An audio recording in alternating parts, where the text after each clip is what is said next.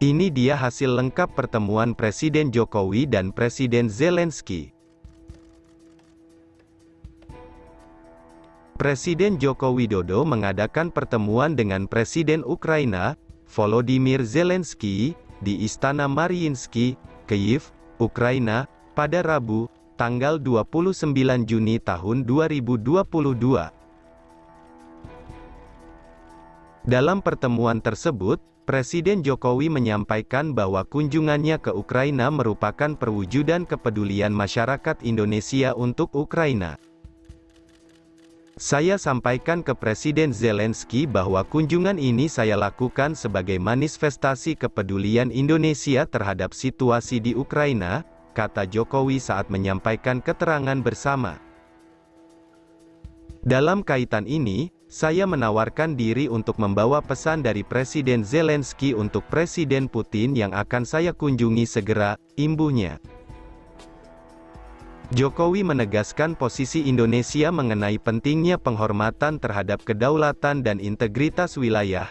Meskipun masih sangat sulit dicapai, Jokowi juga tetap menyampaikan pentingnya penyelesaian damai dan mengatakan bahwa spirit perdamaian tidak boleh pernah luntur.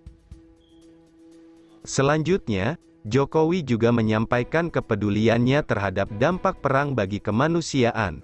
Dengan kemampuan yang ada, pemerintah Indonesia berusaha memberikan kontribusi bantuan termasuk obat-obatan dan komitmen rekonstruksi rumah sakit di sekitar Kyiv.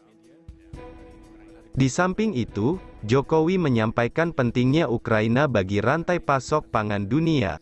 Menurutnya, semua usaha harus dilakukan agar Ukraina bisa kembali melakukan ekspor bahan pangan. Penting bagi semua pihak untuk memberikan jaminan keamanan bagi kelancaran ekspor pangan Ukraina, termasuk melalui pelabuhan laut. Saya mendukung upaya PBB dalam hal ini, tegasnya. Dalam kesempatan tersebut, Jokowi kembali menyampaikan undangan secara langsung kepada Presiden Zelensky untuk berpartisipasi dalam KTT G20 yang akan diselenggarakan bulan November tahun ini di Bali. Jokowi juga menyampaikan komitmen Indonesia untuk terus memperkokoh kerjasama bilateral dengan Ukraina. Tahun ini adalah 30 tahun hubungan diplomatik Indonesia dan Ukraina. Saya menyampaikan komitmen Indonesia untuk terus memperkuat kerjasama yang lebih baik, tandasnya. Sementara itu, Presiden Zelensky menyampaikan apresiasinya atas kehadiran Jokowi ke Ukraina. Menurutnya, ini adalah kunjungan pemimpin negara Asia pertama ke Ukraina sejak invasi melanda Ukraina. Terima kasih atas kehadiran Jokowi yang merupakan kunjungan pertama pemimpin Asia sejak invasi melanda Ukraina. Saya juga mengundang kalangan usaha Indonesia untuk berpartisipasi dalam rekonstruksi Ukraina pasca perang, ungkap Zelensky. Menurutnya, kedatangan RI merupakan langkah penguatan koalisi negara-negara anti-perang global. Ia meyakini hal itu dapat memulihkan dan menjamin stabilitas dunia. Ukraina sangat menghargai dukungan rakyat Indonesia dan dukungan pribadi Anda, Tuan Presiden, di masa perang untuk kebebasan dan kemerdekaan negara kami ini, tegasnya. Fasilitas ketua dan anggota G20 sangat penting untuk pemulihan perdamaian. Saya berterima kasih kepada Anda, Tuan Presiden, atas undangan pribadi untuk mengambil bagian dalam KTT G20, dan, tentu saja, saya menerimanya.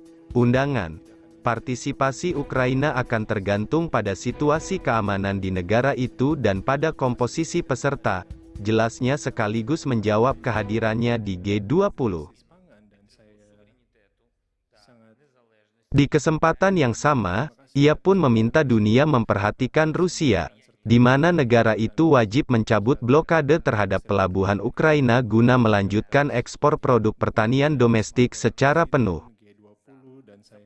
Rusia memeras dunia dengan kelaparan, ini memblokir pasokan makanan dari Ukraina, yang memainkan peran menstabilkan pasar dunia. Puluhan juta ton gandum dari Ukraina harus sampai ke konsumen, khususnya masyarakat Indonesia, kata Zelensky. Sementara itu, kedua kepala negara juga mengumumkan kesepakatan untuk meluncurkan rezim bebas visa antara Ukraina dan Indonesia. Zelensky menyambut baik hal tersebut untuk mendorong ekonomi, pembangunan sosial, pendidikan, hubungan manusia. Keduanya juga membahas prospek rekonstruksi pasca perang. Perusahaan Indonesia juga diharap bergabung dalam sejumlah proyek.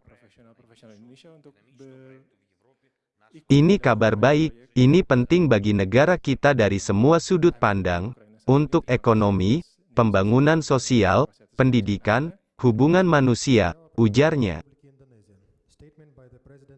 Saya mengundang Indonesia, perusahaan-perusahaan Indonesia, para ahli untuk bergabung dalam implementasi proyek ini, proyek ekonomi terbesar saat ini di Eropa, tambahnya. Situasi yang tidak mudah ini, saya sampaikan ke Presiden Zelensky bahwa kunjungan ini saya lakukan sebagai manifestasi kepedulian Indonesia terhadap situasi di Ukraina.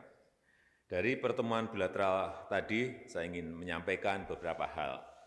Yang pertama, saya sampaikan kembali undangan saya kepada Presiden Zelensky secara langsung untuk berpartisipasi dalam KTT G20 yang akan diselenggarakan bulan November tahun ini di Bali.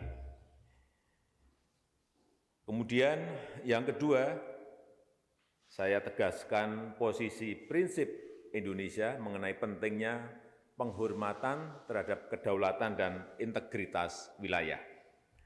Yang ketiga, walaupun masih sangat sulit dicapai, saya tetap sampaikan pentingnya penyelesaian damai dan spirit perdamaian tidak boleh pernah luntur.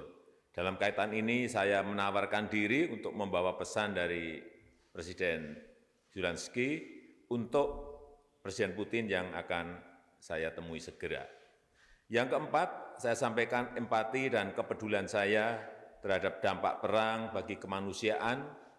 Dengan kemampuan yang ada, rakyat dan pemerintah Indonesia berusaha memberikan kontribusi bantuan termasuk obat-obatan dan komitmen rekonstruksi salah satu rumah sakit di sekitar Kiev. Yang kelima, saya sampaikan pentingnya Ukraina bagi rantai pasok pangan dunia. Semua usaha harus dilakukan agar Ukraina dapat kembali melakukan ekspor bahan pangan. Penting bagi semua pihak untuk memberikan jaminan keamanan bagi kelancaran ekspor pangan Ukraina termasuk melalui pelabuhan laut. Saya mendukung upaya PBB dalam hal ini. Yang keenam, on bilateral note, tahun ini adalah 30 tahun hubungan diplomatik Indonesia dan Ukraina. Saya menyampaikan komitmen Indonesia untuk terus memperkuat kerjasama dengan Ukraina. Terima kasih.